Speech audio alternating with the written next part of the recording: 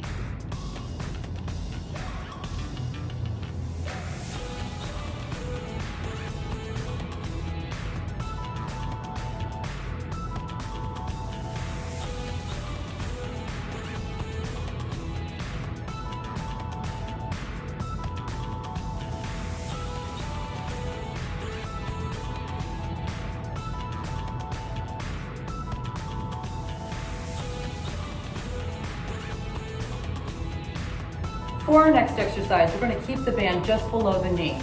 Standing up, find a position where your hips and your heels are in line with each other. From the side of your body, you're going to have your core drawn. Hips are going to hinge backward into sort of a half squat. You're not going to be down this low, right about here, okay? What you want to do is make sure you either have a length of room that you can go about 20 steps in each direction.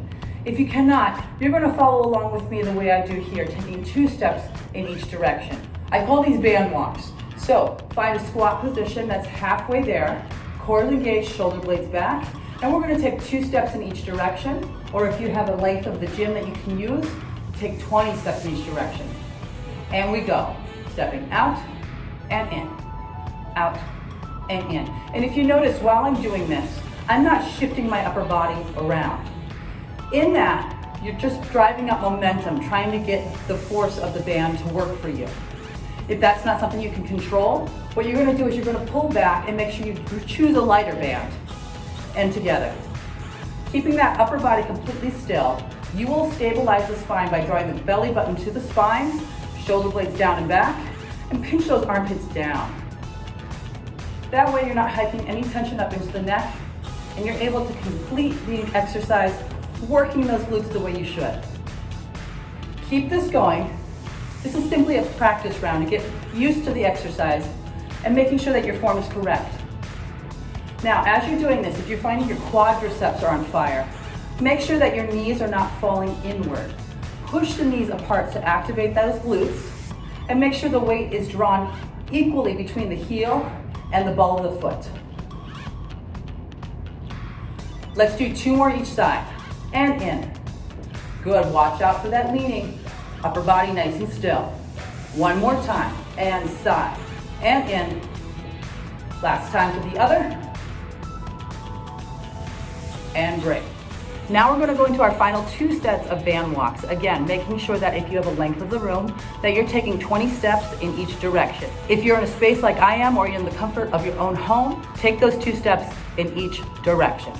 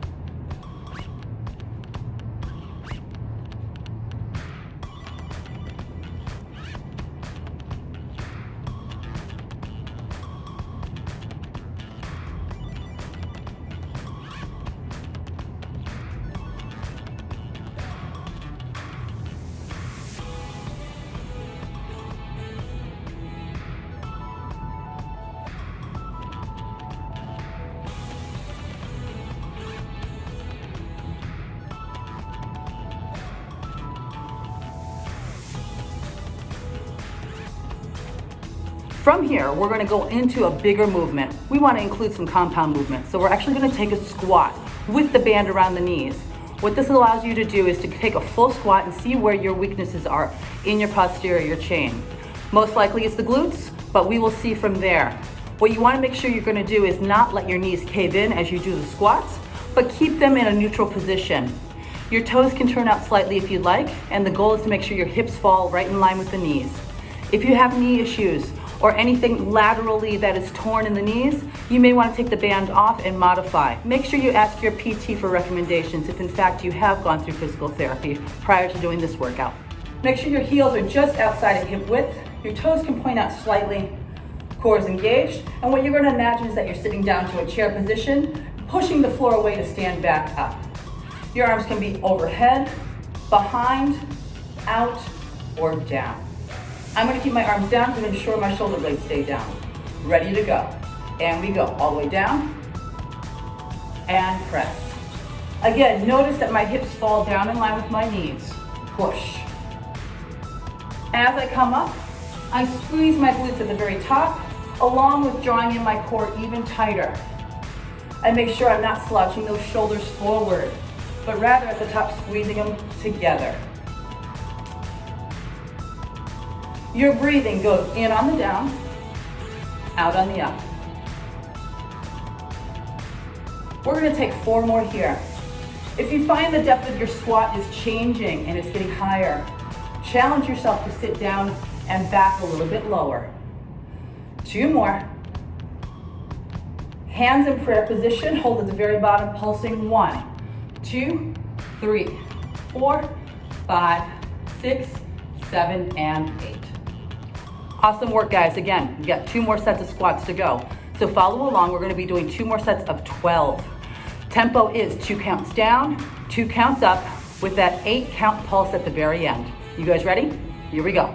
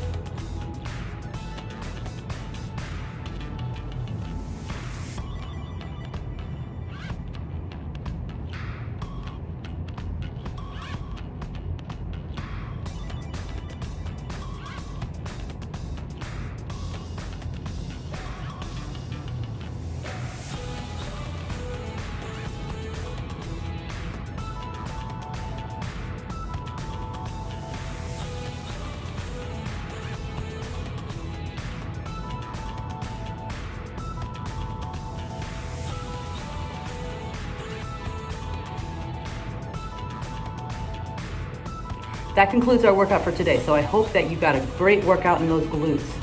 Again, adjust as needed. So if you found out in this workout that that was too much based on what you needed with the level of band you chose, try this again with a band that has a lesser tension and give it a shot.